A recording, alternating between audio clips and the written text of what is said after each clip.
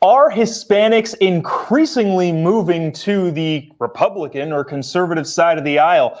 We've got really interesting guests today from the California Republican National Hispanic Assembly to talk about the shifting demographics that is seeing what, when you talk about it, really isn't so surprising. But we've got great guests to talk about the shifting demographics within the Hispanic community. Thanks so much for tuning in to Jobob Show right about now. 2, 1. Here we go!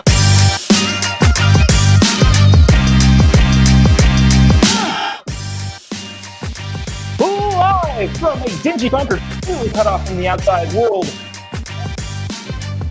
This is the Jobob Show. So much for tuning in. Today it is August 3rd, 2021. How did it be August 3rd already? I feel like literally yesterday it was the turn of the year and everyone's like, oh, everything's better now. COVID's gone because it's 2021. 2021 is a brand new year. But unfortunately, that's not the case. We've got some great guests coming up for you today to talk about the shifting demographics in the Hispanic community throughout the country. Really interesting polls coming out over the last, 10, 15 years. But this group has been around for a long time, and they're kind of at the precipice of this new trend of Hispanic voters leaning more towards the conservative or Republican side. But before we get to that, I have to tell you about capitalist propaganda. I happen to be wearing one of my favorite capitalist propaganda t-shirts. If you can't read it, it says, go ahead, use your iPhone to tweet about how much you hate me. Love capitalism. One of my definitely favorite places to go buy capitalism propaganda merch. You can go to capitalistpropaganda.us and you can find all these cool designs about capitalism, promoting capitalism, and making sure that your ideas or your socialist friends know that their ideas totally suck. So head over to capitalistpropaganda.us, capitalism rocks, where you can buy the best capitalism gear to tell your friends that their socialist ideas totally and completely suck. So without actually, really quick before we bring our guests on, I do want to hit on this one piece of breaking news. Andy Cuomo out in New York, the Cuomo bros of Chris Cuomo, Andrew Cuomo bros. The hatchet came down on him today. The Attorney General of New York came out and said, this is from CNBC, Cuomo violated federal state laws as he sexually harassed multiple women.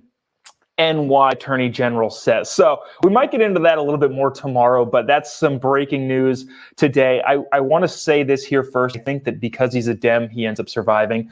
Unfortunately, I think that's just kind of the case. Yeah,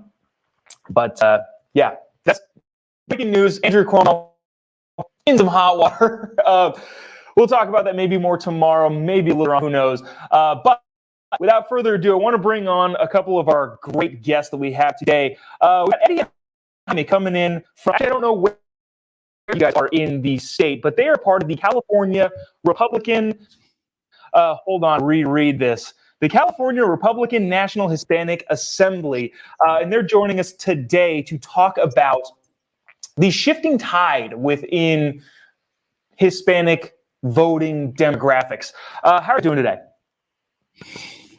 Thank you for having us on your show, Jobob. Appreciate you having us on. My name is Eddie. I'm the state chairman of the Republican National Hispanic Assembly. Nope.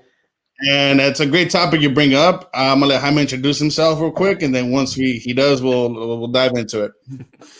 Hi, my name is Jaime Moreno. I am the treasurer of the California Republican National Hispanic Association, and I also am part of other nonprofit organizations within the Hispanic community. So thank you for having us on the show and be able to discuss these topics, especially topics that people don't want to talk about, right? Yeah, seriously. Okay, so it's really interesting because Eddie and I also have a podcast called, in Spanish, it's called Soy Americano. And in English, it's called Talk, if you don't mind us putting it in there. But we discussed a lot of the Hispanic topics over the past year and so, especially the demographics, the changes, the polls, even the exit polls from 2020. And it's interesting that you bring that up because we always analyze Univision and Telemundo, which are the two biggest, right? They're like the sister, propagandists, right, for Hispanics, because we depend a lot on them, right? Especially when you have Jorge Ramos And we respect the news reporters. We respect them, their career and what they've Yeah. done. However, the level of misinformation, carried out by that news is just outstanding. Anyways, that's just criticism on that. But we've noticed that it's a lot of trends in Latinos. It's not so much that they're trending to move Democrat to Republican. What we're looking at is that Latinos have always been conservative, right? Yeah. They've always been conservative. They come with this conservative ideology, even as immigrants, even as undocumented immigrants, even legal immigrants. They come with that conservative viewpoint. They have that conservative standard, right? Which in the Hispanic community is really large on faith, right? We have the Catholic faith, which is a huge marker in the Latino and the Hispanic and Latino community. Then we have family, which is very, very important. Family, right? Family is really important for Latinos. Big. I mean, we're so big on family that we still have older relatives living with us, right? We still have, a lot of us, we have multi-family units in a single family home. So we're big on family on that aspect. And then from there, then our third biggest thing in the Latino community is work ethic. The Democrats and liberals and progressives always talk about like, Latinos are the backbone of the country and they're not taking people's jobs, et cetera, et cetera. Yeah, we are a hardworking community. We believe in hard work and working for yourself, on picking up yourself on the bootstraps. If you're not working, we'll sell oranges in the corner. We'll sell you, if we could, we'll sell you beer in the corner, right? We'll sell you flowers. We'll sell you tacos. We'll sell you churros. We'll sell you anything.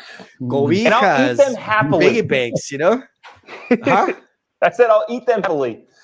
Yeah. So our work ethic is there, hardworking people, which is pretty much the American dream, work hard. And the final thing in the Latino community is the education, right? The health and education, which we mix them together. The reason we mix them together is because they go hand in hand. They want the kids to have good education, to be able to succeed, to graduate. A lot of them come in the country with minimal educational levels, whether it be high school, middle school, some even college, depending on how they came to this country. But education is big on them. How the kids get good grades, be able to graduate, be able to have a career, be able to have, work, with higher paid jobs. And then healthcare, obviously, because in the Latino community, we do have a lot of health issues, not so much that we don't take care of ourselves, but it's just, it's big, diabetes is big in the Latino community, heart disease, so on and so forth, which is a whole different topic. So we're going to get into all of that sort of stuff. Eddie, can I get you to just kind of explain for people watching what it is that your organization is, where it started, kind of where it is, and then Jaime, there's a lot of great points I want to get to that you made. I do apologize if I jumped the gun or something. I'm sorry. When you get to people like Univision people, you got to get to it. Yeah. So the Republican National Hispanic Assembly, which is the national entity, right? We have like 19 chapters nationwide. California just reinstituted itself. And then we're building. And the purpose of this organization is to go out, of course, and inform the Latino community of conservative values. Jaime had pointed some of those out already. And of course, right, religion, family, entrepreneurship, and religion, family, entrepreneurship, and the work ethic. So all those things, that's what we're trying to promote within the Hispanic community. And of course, also partner with candidates that have those values and are running on those values. So that's who we are. We're an entity that goes out there and for the community, right, on those conservative values, and then also partner with candidates and try to help those candidates get in office. That's our whole mission statement. It began in 1967, actually, and it was funded under Nixon, right? 1967 with Nixon. Yeah. So we've been along for a while. Okay, and that's just been the whole mission, because the dogma or the branding that we get is that if you're a Latino or you're a minority, you have to be a Democrat. Our slogan is, you don't have to be a Democrat. You have a choice. Yeah. And we're not saying it, and we're not just trying to push it down. We're trying to show you why. We try to show you, hey, here's where our values lie. Now take a look at your family core. Right, take a look at your family and look at our principles. Tell me how they don't align. Yeah. Tell me how they don't align. I'm just saying, you're talking about life. talking about religion. You're talking about hard work ethic. You're talking about education. You're trying to make your works better. That right now is in the conservative platform. That's what it is. That's what it's always been. It's just that the media and everything 24/7 playback 1984 style, it's saying, hey, you're a Latino, you're a liberal.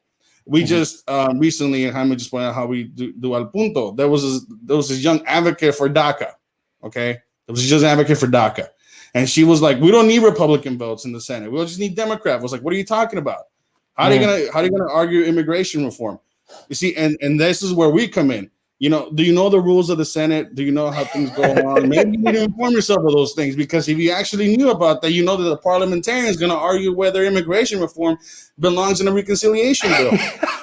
You know what I mean? And the best thing apart about that was, like, if you look at the precedent that this young lady was talking about, it was a Republican Senate that said it in 2005. So it's all these things like, oh, Republicans are evil. Republicans said no.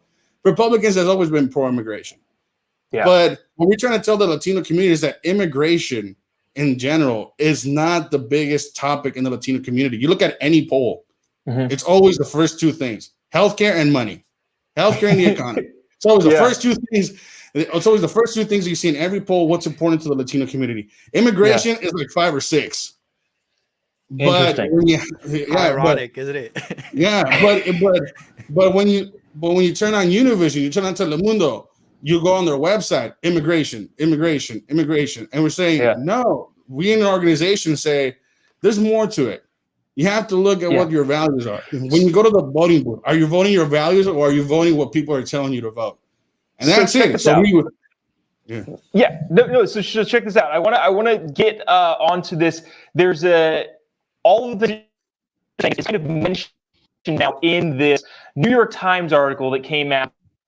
I want to say, let me look at March 5th. So at the beginning of the year, Democrats seem to be understanding that, okay, hold on, we're really dealing with a turnout issue within the Hispanic community. So the New York Times says, while Democrats won the vast majority of Hispanic votes in the 2020 presidential race, the results also showed Republicans making inroads with this demographic. The largest non-white voting group, and particularly Latino men, according to exit polls, 36% of Latino men voted for Donald Trump in 2020, way up from 32% in 2016.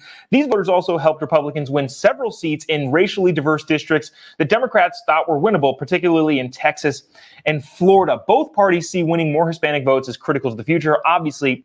Yet the question, and this is what New York Times is asking, still lingers, especially what is driving the political views of Latino men. So this is where the shifting demographics is, and people are, the mainstream media is recognizing this. This is why we wanted to have you guys on to talk about it. I know you already have talked on it a little bit, but elaborate why. Why is there that there's this moving line of Latino men in particular, obviously Latinos as a whole, or Hispanics as a whole, moving towards the right? Why? Can I go ahead and start this? So you want to start this, Eddie? Yeah, I'll go ahead and start it. So, because finally Republicans are getting it. I think that the messaging and it's just, I don't know if it was the message, or I don't know if it was just Trump. Because when you look at the Trump campaign, even in 2016, he appealed to the worker. He appealed to American values. He appealed to what was needed in the country, right? And then in 2020, we just talked about like the 4 pillars in the community. The Republican base, or the Donald Trump or the Latinos for Trump campaign, actually, if you look at the 4 pillars, right? If it 1, 2, 3, 4, before it used to be vertical, so like entrepreneurship and family and family values. Now it's entrepreneurship, family values, religion, and all 4. So it messaged all across, and that's what attracted Latino voters. That's what attracted them. The saying like, okay, we could be American, we can make our money. Under the Trump economy, the Latino businesses grew. Latino business in general per capita grew, and people were trying to see, hey, we can actually be something in this country. I, for one, myself, don't like to talk about Florida Latino Republicans because the majority happen to be Cuban and the majority happen to be Republican. So that for me, that demographic is like it's not as interesting. And no disrespect to Cubans and Republican Cuban, it's just that it's easy. If you want to see the major shift, I think Texas was a better representation, right? In California, where you also saw that, is also a better representation. And again, not a diss on Florida. It's just that every time we know when you look at articles and you see Latino Republicans, it's always Florida. So I'm saying, where do you see it? Where do you see it? You see it in Texas, right? And this was in border cities too, right? Donald Trump talked about the immigration control.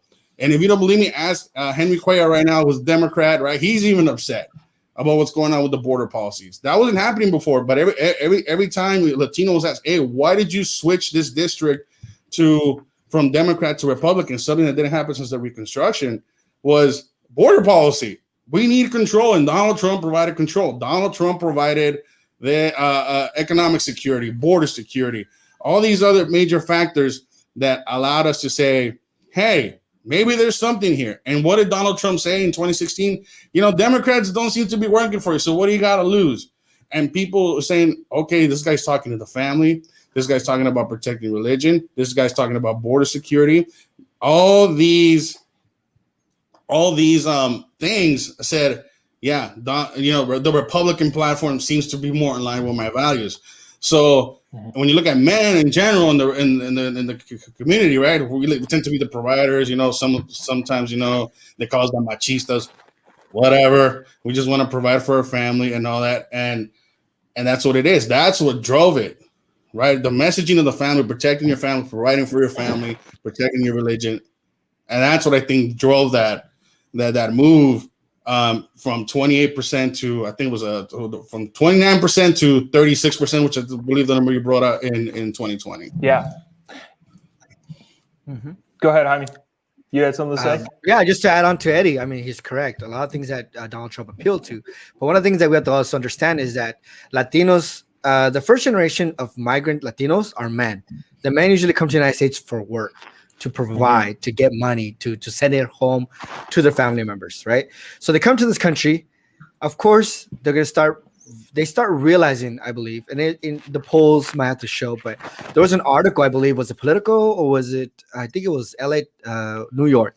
One of those two reported on the reason Latino men are voting for Republican or started shifting Republican is a simple thing of money and taxes. Money and taxes. I think that was just easy. I mean, Eddie's correct on all the other factors, but simple fact is money and taxes. A lot of them Latino men come to the United States to work. They work in hard labor jobs. They get paid really well, depending on the work they do, and a lot of it ends up in taxes. Right, a lot of it they have to send home to their family members as they're here by themselves, or they have to provide for their family here. Just in California alone, the cost of living in California, which the state we represent or we are at, it's expensive to live out here. It's expensive for the cost of living. So these men come, work sun in and sun out, whether it be in the fields or whether it be in construction, whether it be behind a kitchen stove or wherever they might find themselves, or professionally. We also believe Latinos are also professionals in terms of there's lawyers, there's engineers, there's computer scientists, there's professors. The cost of living is expensive. More taxes. Democrats tax and tax and tax and tax. And these Latino men are like, wait, I got to provide for my family. I got to provide for medical care, my education, and my money is going on taxes? Well, what the heck is going on, Democrats? You're supposed to represent me, supposed to have my back, but I'm realizing that Republicans actually want more of my money in my own pocket. So they're shifting because they're seeing money comes in, money goes out on taxes, property taxes, school taxes, bonds, school bonds, another school bond. In California, we have so many school bonds. We lose track of how many bonds we have in California. We're funding schools every single day.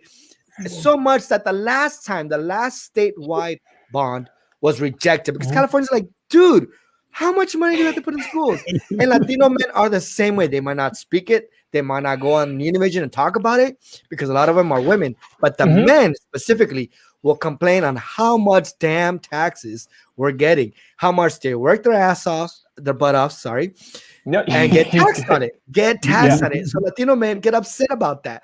And that's why they're shifting from Democrats to Republican, because they're saying, hey, Republicans want more of my money in my pocket to provide for my family. Democrats want to keep taking it out and spending it on, and just to end it up, Latinos hate lazy people. They hate lazy people. They hate We all people hate at the lazy house, people. sitting down on the couch, getting unemployment. They hate that. So, as a Latino, you're out there working your butt off, and you come home and you see a family member, male or female, sitting at home being lazy. That upsets you. So now they're figuring out that my tax dollars are funding a lot of unemployment, or a lot of unemployment benefits, a lot of tax credits, which is good during the pandemic and to a certain extent. But they see like, hey, I'm working my butt off, and you're staying at home getting a check for doing nothing. They get mad. Yeah. They get mad. They get mad. So they're starting to see the correlation, as Eddie was saying. Once they understand how the rules are and how things work, they start to figure out, wait a minute, this ain't right. And they're giving the Republicans a chance because, like I said earlier, we're conservative, but we haven't connected the dots yet, and we're starting to connect the dots. Yes, there's an article out in the AP 2 weeks ago. GOP eyes Latinos in South Texas to regain a congressional seat. After making unexpected gains last November, the GOP is zeroing in on a trio of House seats in the region as key targets heading into next year's midterm elections. They include the 15th congressional district in Texas, which hasn't sent a Republican to Washington since its creation in 1903. Almost 120 years ago was the last time. Well, no, not the last time. They've never done it. In 120 years, they've never done it. But a GOP newcomer came within 3 points of winning in 2020. Now, what this article goes on to talk about is something that you guys, it's your kind of your overall mission statement. Obviously, you can make all the arguments as to why demographics are shifting, but there's also a how question. The Republicans in those border areas of Texas, in those congressional seats, are really trying to get more Latinos who are exactly what you were saying, already conservative, just to go out and vote. How is it then do you do that? What is the messaging that needs to come from the Republican Party, from organizations like yourself, to actually get these people to show? Because I think the issue is that people just aren't necessarily showing up to vote. I think it was that like about 12% of Hispanic voters, Hispanic voters make up 12% of the overall national election block. And of those, 11% vote. Now, obviously, there's way more Hispanics out there that just aren't registered and aren't voting. So how do you go about getting that messaging across? It's you have to do what the Democrats did in Arizona, and I hate to put it that way. You know, which is what? Which is grassroots. You have to go out there, have people register to vote. You set up booths. Right, you go to the registrar, you download the sheets and be like, okay, here's register to vote. At the same time, you tell them, hey, right, here's who we are. Here's our organization. You set up events where you explain your organization. You go door to door. For example, just neighbor, like right here, there's a project that's going on that's being called Neighbor to Neighbor. You do the same things. You phone bank. You do everything, but it has to be done at the community level. It all starts at the community level. Something that Jaime always taught me, right, is that the federal people always get the glamour and the pomp and circumstance, elections and all the TV airtime. But what are you doing at the local level, and what are you doing in your neighborhoods that makes that change? You want people to go out there to vote in a specific county or in a specific district. What are you doing in those areas to go out there to vote? So go inform the people. Go speak at community events. Go register them to vote. Explain who you are. Explain what you're doing. Make flyers, social media. I mean, you have influencers. Everybody today is an influencer. If you're on social media, it's whether TikTok, Instagram, whatever, right? Yeah. Do those things, but come with the facts. The things that I'm trying to imply in my specific chapter is come with the facts, come with the numbers, and explain the numbers and why those numbers are important. Because if you don't do that, people are gonna be like, "Oh, what the heck? I don't have time for that." But if you tell them, "Hey, so many people are crossing the border illegally," and it's not because, and not the majority of them is because they want to pursue a better life. Some of them are, but here's the other factors: human trafficking, drug trafficking. Trafficking of any kind, right? That's easy for these cartels to do. And it's in your own backyard. It's in your own backyard. Those are the things that you have to push and let people know, hey, if you want to change that, start electing people that are going to make that change happen. right? So if you're backing a specific candidate, like an organization, we can do that. If we share those similar values, here's why this person might be effective. Pass out a flyer, talk to the people. It all starts at the community level. And if you don't do that, you're not going to get any change. So if the Republicans wants to make head wedges, I mean, I hate to say it, but Biden's already doing a great job for us by not doing anything, but try to push people over the hump. Just like, hey, look, here's a candidate that wants to fix the problem that's in your backyard. Here's what's going on in your own backyard. Do you want to change that? Here, register to vote and then go vote. I mean, that's pretty much all you can do at this point. Yeah. Oh, go ahead. No, it's a great educated on a point. And just as you go out there, you make the connection, right? You can talk about this and that and Trump or Biden or Kamala Harris or something, but you have to connect the how it hits home conversation, right? How, hey, I see that you're construction. I see that you work hard. What, 30% of your check goes to taxes? Don't you think you should fix that, right?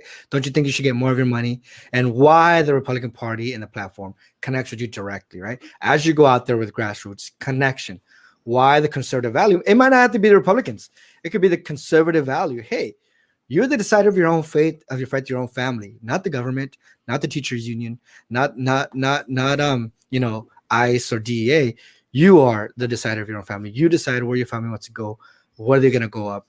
So you have that liberty. So we have to connect that sense of individuality, that sense of responsibility, of freedom that they can do as they want. Because a lot of these people come from countries in Latin America where the government dictates and it is what it is and don't even talk about it.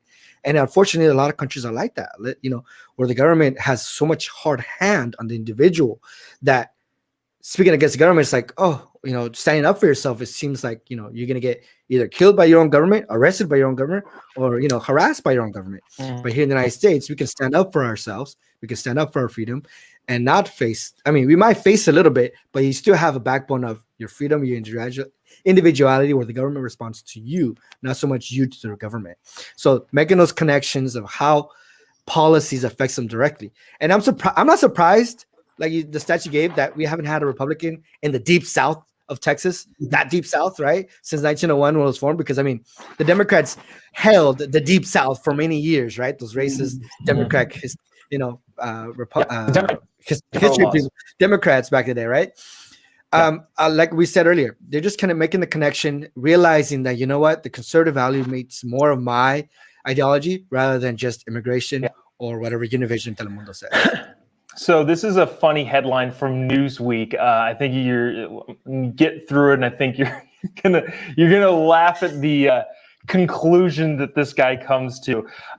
Antonio Arellano wrote, "Stop." This is the headline. "Stop saying Latinos are turning Republican. The progressive future runs through Texas." He wrote an opinion piece. And his thing is so basically he's making a case in his article that Latinos are not going to the Republican Party. Hispanics are not going to the right. They're not conservative. That's not happening. Here's what's really happening, this guy says. What's really happening is the sad truth is 1/3 of eligible voters rarely or never vote. The statistics indicate that those people who don't vote are people of color and young or poor. We need fair election laws that allow people to actually exercise their voting rights equally and through equally and fairly drawn districts. So he's making the case that I'm a brown guy. I'm not Hispanic, but you guys can relate. He's basically saying, oh, yeah, those brown guys are just too dang stupid to wander into a polling place and vote. He's not even arguing. Yeah. Not even arguing the fact that the actual statistics say, and I had them pulled up, the Pew poll that was cited in that AP article said that about 38% of Hispanics voted for President Trump in 2020, compared with 28% in 2016, a 10-point increase. He's not even arguing anything against that. He's basically saying, well, we have more voters in the Hispanic community. They just can't vote because they're just too stupid to be able to figure out how to vote. And we need to make sure that everybody votes. We don't know how to use the internet. We don't know how to use the internet. There you go. And, we can't get a vaccine. We don't know how to get a vaccine. We can't use the internet. Here's what's going on with them. It's funny. I hear this all the time from my progressive friends. Yeah. Right? Oh, you're just a minority. And they're taking away our voting rights. Okay, look at every Pew poll, every poll on voter ID. Yeah. It's always in the high 70s or 80s that we want voter ID. Blacks or Latinos. It's always high. It's always high. Exactly. Okay. Yeah. School choice. Latinos, but always high. Okay. Yeah. And it's always these progressive people that say, oh, it's because they always to take the Larry Elder's term, victocrats. We're the victim. We're the victim. We're the oppressed. In our case, right, for 500 years, the Spaniards came, then the Mexicans came, and then the Americans came, and it's always this thing, right? And I say, no, just look at the information, look at the data. I mean, for crying out loud, we want to talk about voter ID in Mexico. You need a voter ID. I mean, you want to go there. You need a voter ID in Mexico. Whoa! Those racist Mexicans. Mexicans, okay? Don't even let me get started on immigration policies in Mexico to see the percentages there. But the thing is, when I hear this, I'm like, you guys are nuts. What are you talking about? We want voter ID. We already have fair elections. Okay, and explain to me this. This is what Democrats and progressives are fearing the most right now. And it's the higher increases in African American voters turning Republican, the higher increase per recent election cycles of Latinos going Republican. And why is that? Because of the many things we pointed out already in this discussion. Mm-hmm. They're tired of it. They're tired of taxes. They're tired of being able to provide for their family. They're tired of not having those protections to say we can get ahead. Because all Democrats are going to try to tell you is, no, you can't make it because of the color of your skin. This is America, people. This is not 1960 Birmingham, Alabama. This is 2021. Okay? For crying out, just look at what we had at the last 5 to 6 years. We had a black president. We had now an Asian, African, whatever her title is now as a vice president. All of them. We have a Supreme Court justice. Supreme Court justice who's Latina. We have a black Supreme Court justice. I mean, all these positions of power that minorities are taking care of. Half of Congress is women. Where is the oppression coming from? I don't get it. Those people like they point out those articles and write things like that. It's like you're living in a past that doesn't exist anymore. In 2021, racism, I hate to tell it to you people, racism is no longer a big factor. Does it exist? Of course, yeah, because there's always some hooligans. But does it prevent us from having a voice? No, because look at us here. You have your own show. We're here. I'm running a state chapter, right? That advocates the Latino community. We have voices. We have the means to voice our opinions. This is 2021. So what that guy saying, the Republican, keep doing what you're doing. Try to say keep defunding the police. Try to take away school choice, and you're gonna see those numbers continue to increase to the other side.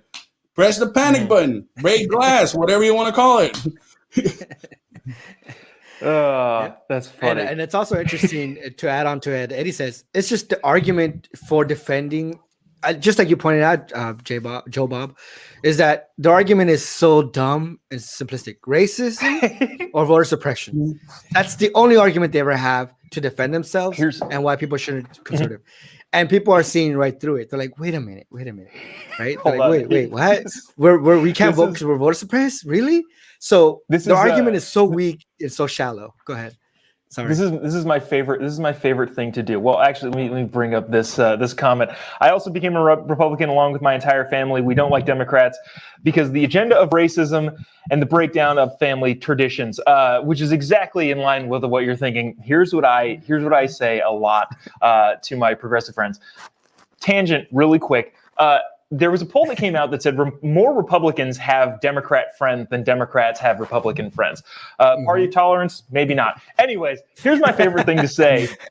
Here's my favorite thing to say to my progressive friends that kind of throws people off in line with what you were just saying, Javi, about the racism thing. I look them dead in the eye and I say, I don't think that voting for Joe Biden automatically makes someone racist.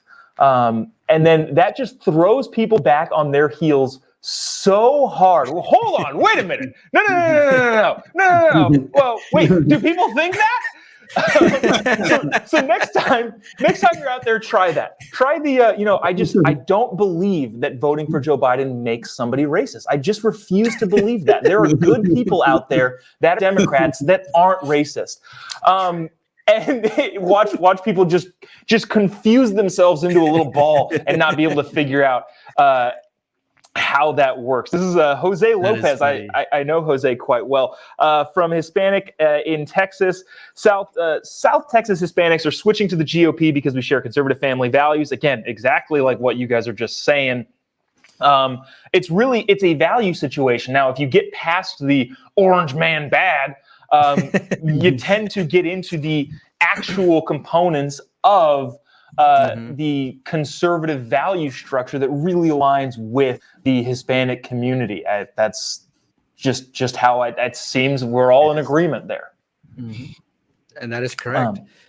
So how do people get involved with your organization? Let's just say there's some dumb Hispanics who don't know how to vote watching this show. How do they get in touch with you? What can you do? Do you guys do door knocking crews? Do you do what is it that you're doing active? You talked about making moves in the community. How do they get a hold of you? What can you work doing? Are you guys canvassing? Right now we're gonna work with the California Policy Center on the school initiative. School choice is called the Education Savings Account Initiative. We're going to be rolling that pretty soon, starting collecting signatures for that. We're just in Riverside County, for example, they're going to create the Mano a Mano, which is where they're going to teach non-Spanish speakers, Latinos, Spanish, and vice versa. If you don't know English, right? Same thing. So, cool. And also in Fresno County, they're just doing reach. So it's all outreach right now. And to do that, all you have to do is go to www.carnha.org, and you'll see who we are about. You'll see how to sign up and how to get involved. So if you guys are interested in here in California, or even if you have a chapter in your particular state, you go to rnha.org. You'll see the state chapters that are available. And if you want to sign up there, then please do so. For here in California, our website is www.carnha.org. And you will have our contact. Any questions, how to get involved, please do so. You can also reach us through social media at @CA_RNHA on Instagram and on Twitter. And on Facebook, I believe it's at RNHA California. So many ways to reach us. I want to ask you one last quick thing. Do you guys have any, well, we all have predictions. Are you guys endorsing anyone for the California governor recall race? We can't discuss that in public right now. We haven't formally endorsed one yet. So we haven't endorsed anyone yet, but that's coming soon. And that's an interesting factor. Okay, cool. Just real quick tangent. Yeah, 47% of Latinos in California want the recall, right? And it's interesting because Univision and Telemundo and many of the LA Times, I'm reporting on this because I don't know why. But anyways, 47% Latinos though want the recall, want to get the governor out because, like we said in our podcast, when the day of the lockdown in California, that the group that's going to be affected the worst, we're going to have the worst outcome of this lockdown is the Latino and Hispanic communities. And as we foretold, we were the group that were greatly affected by the lockdown, greatly affected economically by the shutdown here in California. And that's why 47% of Latinos want to remove Governor Newsom from office and replace him with someone that's going to benefit them, their jobs, their businesses, and their salaries with the new governor. So just a little tangent there. A lot of people don't know that because it's not reported in the news. And, they don't want to report that because they know that 47% of Latinos is a large number here in California. Being that we're now the largest minority in the state of California. Eddie, it sounds like Jaime is making a ploy to get the group to endorse him. Well,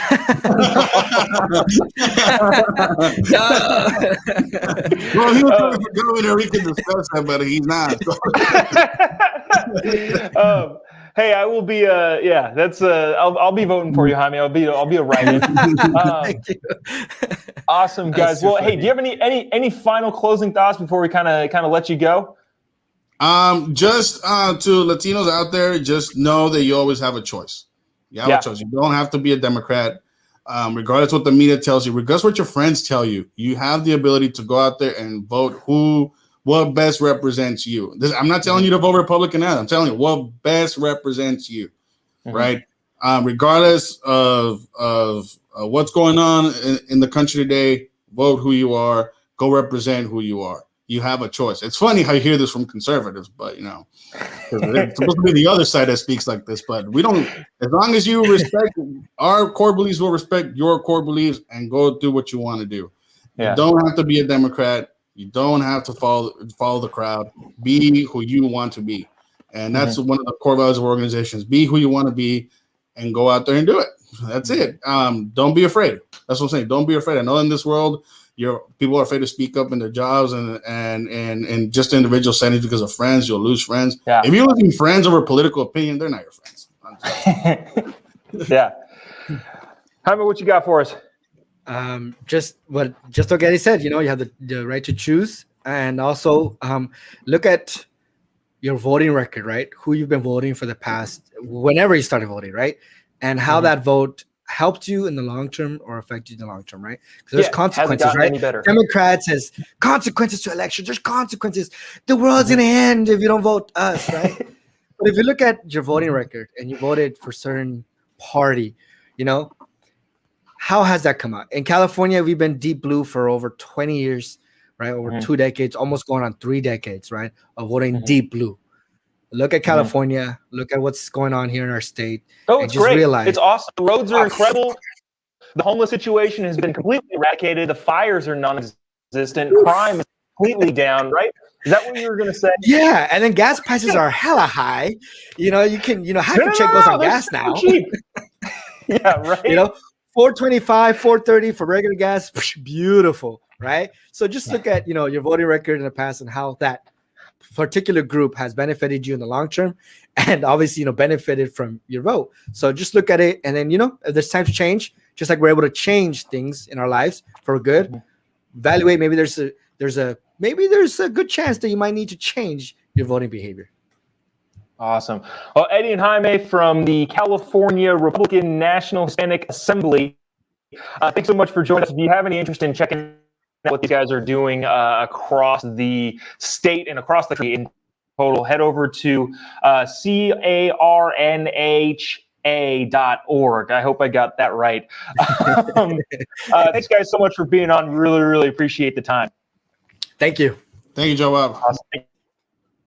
So this is super interesting. It's unbelievably fascinating how, this is a thing that would be absolutely hilarious. Can you imagine, right? Neither party wants to stop the border crossings, so to speak. Like deep seat Washington, D.C., Republicans want the cheap labor, Democrats want the votes. Can you imagine how hilarious it would be if somehow all the Hispanic people coming in the border now, because the Biden administration has just chosen to neglect the border at all, end up voting Republican generations down the road because that's where their family ideals lie? That would just be, the irony would be so hilarious. But anyway, if you missed any portion of the show today, go ahead and check it out on podcast networks that you tend to be listening to your content on. We're on YouTube, Facebook, Instagram, the Apple Podcast, Spotify, Breaker, all of the podcasts. Go and search the Jobob Show. Make sure you catch up with everything we're doing. Thank you to Capitalist Propaganda, the best way to tell your friends that their socialist ideas totally suck. capitalistpropaganda.us. And also, make sure you check out my show on Daily Caller called Quality Control, where we break down the news of the day and things that are happening in a less arrogant way than John Oliver does. We've hit some pretty interesting topics: the border crisis, obviously, critical race theory in schools. We've hit the COVID in schools and how that's affected your kids. We've hit the Biden administration and the White House against Facebook. This week we did women's soccer. Fun fact, the women's soccer team is actually paid more than the men's team, despite all the things that you hear in the media. So if you want to learn more about that, go ahead and check out Quality Control on Daily Caller. It's a great, fun little piece that we do with the Daily Caller. Daily Caller, again, the news network founded by Tucker Carlson in 2010, which prides itself on journalists who love America. That's going to do it for our show today. Thanks so much for tuning into the Jobob Show. Again, if you missed any part of it, you want to catch up, or you want to share it with friends, please feel free to do so. There's only one way we can take our state back and our country back, which is promoting what we think is right. So thanks so much for watching. This has been an episode of the Jobob Show. We will see you tomorrow.